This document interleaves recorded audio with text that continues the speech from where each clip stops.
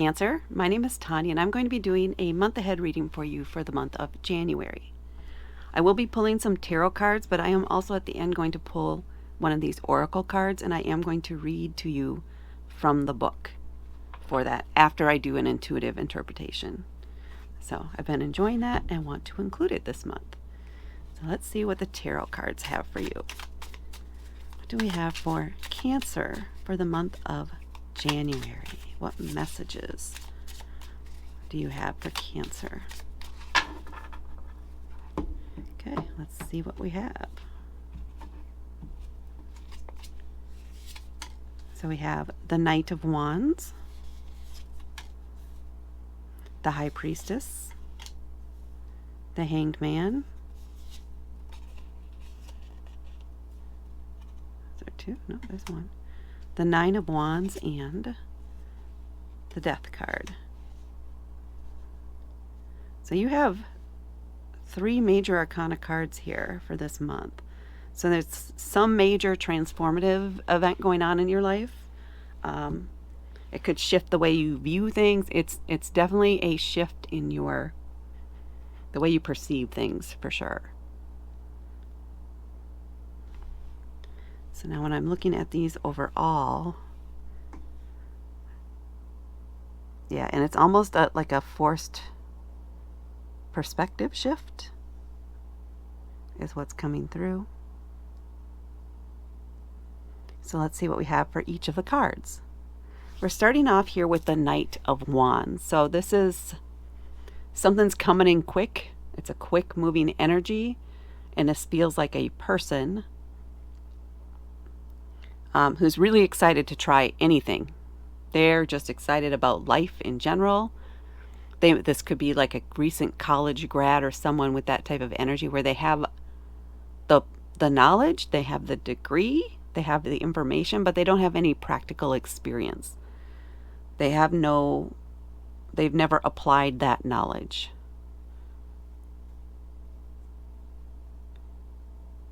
But they're eager to. So they're all about getting out there and trying different things, and it can be exhausting. It can be aggravating because it seems like they always have to be moving and they always have to be doing something.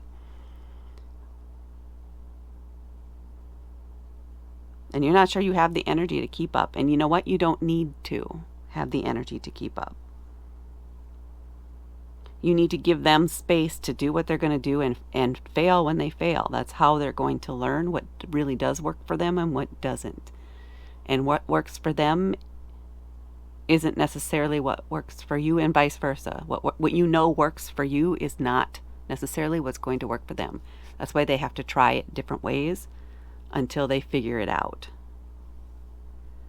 So you may be just like shaking your head and going, what am I going to do with this child type of energy? What are we going to do? The answer is nothing. The answer is give them space. Give them space to learn, to figure it out. And then we have the High Priestess. So stepping into your inner power, stepping into your connection to spirit, to the divine, to your own intuition. So this is turning your focus inward on yourself instead of externally on this other person. Turn your focus inward. How are you feeling right now? How can you soothe yourself right now? What do you need from yourself right now? And that might be where you just need to take a step back, find some quiet time or quiet space, or just something secluded where you can decompress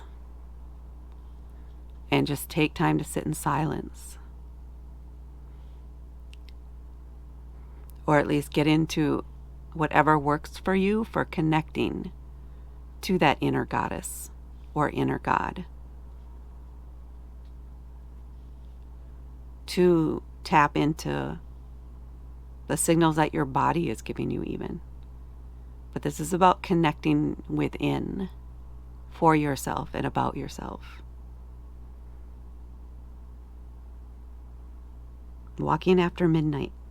I don't know if anybody knows that song, and I'm sure that's not the proper name of it, but that came through my head here. The Walking After Midnight with the High Priestess and the moon, which makes sense for you, because if your sun sign is the moon, that has a big impact, and if your rising sign is Cancer, then your chart is ruled by the moon, and you may be particularly sensitive to the different phases of the moon. So tune into that. Tune into the moon. Pay attention to how that's impacting you. And then we have the Hanged Man, another major arcana card, and this one is about being in a state of suspension, a pause, not making any big decisions, just being in the moment and observing, looking at things from a different perspective, right? Not as somebody who's doing the guiding or pushing someone, but sitting back and letting things unfold and just being there as an observer. So taking that role on. Being there if advice is needed, but not offering it. You are in a state of suspension. And that can be relaxing. It may be very different for you in this relationship that's going on here, but it's needed. You need to take that step back, for both of you, because all you're going to do is get frustrated and aggravated by what's going on. So take yourself out of that situation and let them do what they're going to do. And again, just observe. You'll also see things probably from a different perspective when you take that step back, because now there's space for things to unfold, which will give you some additional insights about yourself and about them as everything evolves here. And then we have the Nine of Wands. So we're getting closer to the end of the month here. It's still Wands. We had the Knight of Wands, and now this is the Nine of Wands. So there is this sense of, oh my gosh, when is this month going to end? When are they going to figure it out? So you may be feeling a little impatient and aggravated, maybe even a little bit energetically worn out, especially if you didn't really take a good step back from the situation. But you're nearing the end of it. They're nearly there. You just have to hang on and keep moving forward, keep that space open, and just hold the space without offering advice or trying to control the situation. So you're nearly through there. It's almost done, and you're hanging in there. You're doing good. You're focusing on yourself more and less on them, which is needed during this whole thing. It's a period of growth for the relationship, is what I'm hearing here. This is needed for the relation to evolve from that young child to the adult and parent, or adult to adult. It's a maturation of the relationship. And then we have the Death card. This is also a major arcana card. And this is primarily about transformation. The end of one way of life, one cycle of life, and the beginning of something new, which is what all this is going to do. It changes and that relationship evolves. And you both learn and grow throughout this month. They gain more independence, and just make a lot of discoveries about what works for them. And you have that the satisfaction of watching them grow. And you learn how to tap into your own inner resources, into your own intuition even here. And that it is okay to take that step back and just let things unfold. So it's a major evolution that way for this relationship here in the month of January. So it's there would or may be less butting of heads by the end of it, because you're not they're not fighting against you to do things their way, and you're not pushing and fighting against their desire to go out and experience it all. It is more there's more respect there, right, by the end of this month. Now let's see what we have excuse me, on the bottom of the deck. The Page of Chalices. So this, okay, all right, what came in right away is this is another even younger person than this that's observing this whole month what's going on. And they're learning from both of you how to act responsibly, how to, while going after what you want and learning and experiencing, gaining experiences.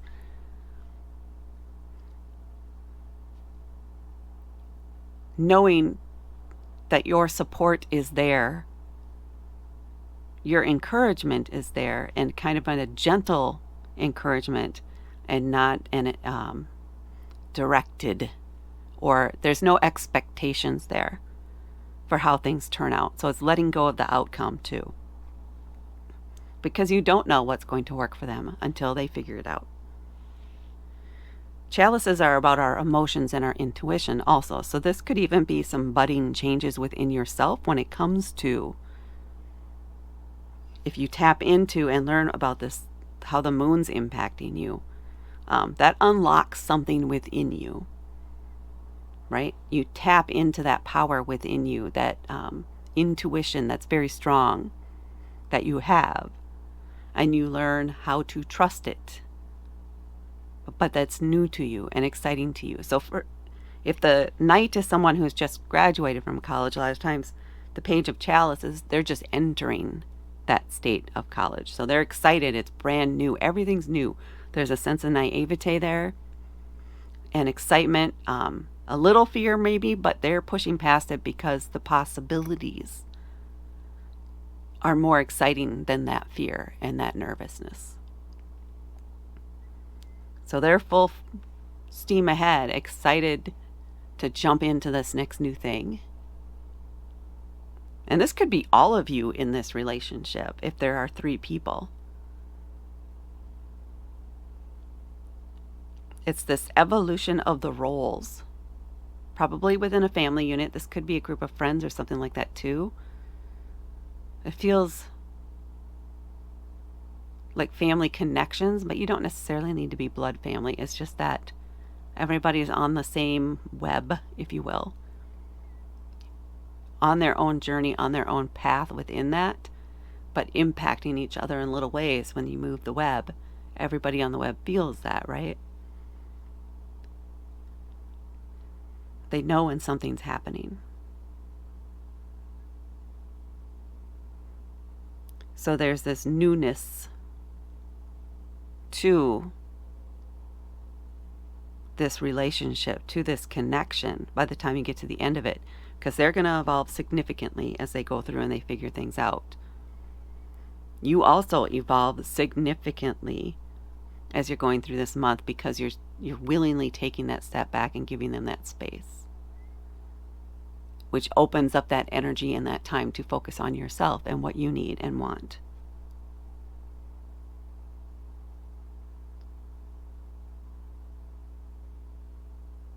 So yeah, a lot of fresh, new, and exciting emotions and feelings within the relationship as it's maturing and growing. It's beautiful. I feel like there's more that wants to be said here, so I'm just going to take a moment. Something about freeing something. So there could be something that you kept locked inside of yourself, that you haven't let yourself express or explore before. But now you're going to have the time and the space to tap into that and to process whatever that is for you. You have the freedom to do that. And it feels like this person, by the end of this month too, or the end of this process, whatever this has started for them, they can be there because now they're reaching those new levels of maturity to support you as you go through that processing maneuver. I don't know why the word maneuver wants to come in there, but as you go through the process of processing. There we go. All right, let's see what we have for an oracle card for you. Let's go in for what? Something up here at the front.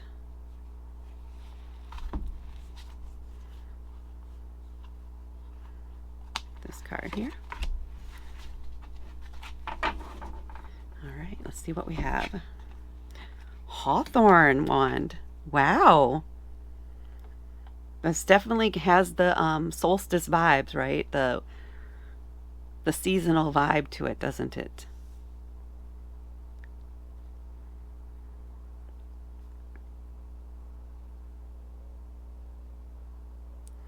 Just tapping in. I think these are runes on either side, but I don't know which ones they are, and I don't have enough of that knowledge right now.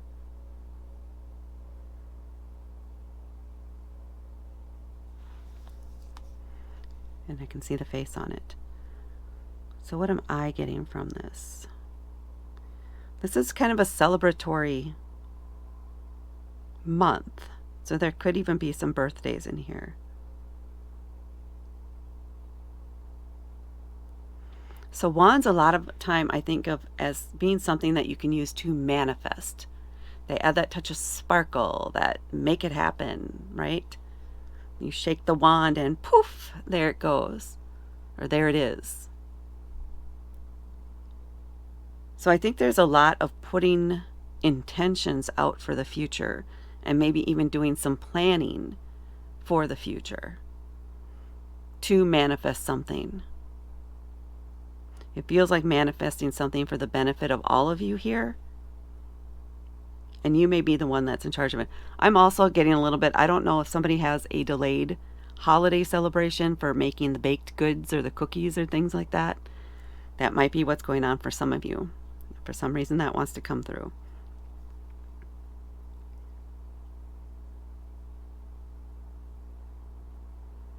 So we kind of have the fire here, and we have a star and a heart.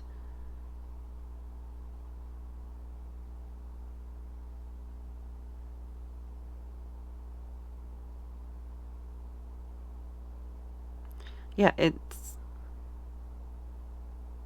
you're all stepping into your power in different ways and stepping into the next phase of your life. And this is the month where it just feels like it's that wand. It's like, okay, poof, you're doing this, and poof, you're doing that, and poof, let's add a little bit of this to the mix too. So there may be some unexpected windfalls this month, or something, some gifts that come in that wants to push through, some gifts that show up mid-month or later you did not know were coming. Sorry for ruining the surprise. But something that shows up for you out of this holiday season in an unexpected way. Okay, well, let's see what the book has for it. So I'm going to read the whole entry from here for this card. And this is told from the perspective of a magical rabbit hare, that lives in Wandwood. And these are not in any particular order that I can figure out yet. So let's see if I can find the picture of the Hawthorn wand.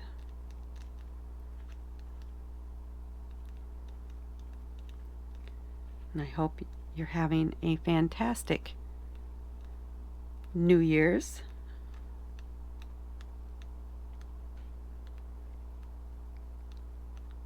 And just kind of resting up before the new year starts, before January starts. Or, you know, spending great time with friends and family. I tend to stay in and connect through social media with friends and family. Okay, is it going to be the first card in here or what? Nope.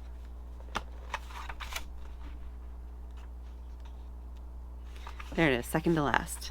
Okay, so this is Matlock's Hawthorn Wand. A wand. Over the years, many folk have asked me about the choice of wood for my wand. Why hawthorn? Here's what happened. Many, many moon turns ago, when I was first starting my magical apprenticeship, Chatsworth, my master, took me deep into the heart of Wandwood, one spring morn up and asked me to choose a tree. Not really knowing what to do, I pointed to the nearest one, at which point he laughed, telling me to choose a tree that speaks to me instead. In my usual clodabust way, and failing to understand the deeper significance, I replied that surely all of them could speak to me. Sighing, Chatsworth patiently led me through the woods, getting me to examine many trees, until I came upon a small hawthorn on a rocky outcrop. Don't get me wrong, she may have been short, but she looked at least a grillion moon turns old, with the kindest smile and quite the wisest of eyes, a relief, as frankly I found many of the trees in Wandwood quite twizzly. Her name was Sona, and she asked me my name. We spoke for a long time, laughing as the spring breeze shook her branches and covered me in blossom. Sona, I knew in my hare's heart, was my tree. Next, under Chatsworth's careful supervision, I asked her if I could take a small twig to use as my very first wand. She nodded, proffering a branch. Ever since, I've always made time to visit Sona to catch up with all that's been happening in her part of the woods, in return telling her all the latest news and magical goings-on in the village. Often we talk for hours, barely noticing the time, but I always leave with happiness in my heart. Over the years, I have learnt much about hawthorn. It is the tree of passion, of fertility, and much magic. I often use its blossoms, leaves, and berries in my tinctures and potions. This ancient tree exudes happiness and joy, from clouds of creamy blossoms in spring to fiery red berries in the autumn. To this very day, I still use hawthorn for my wands, always asking Sona politely whenever I need a new one, making sure never to take my Zaztaculus friend for granted. For all the trees in Wandwood, she is quite possibly my favorite, but that's probably a secret best kept between ourselves. Take care of your heart. Let the magical hawthorn show you the way. Feel her joy fill you, and spread that joy to others.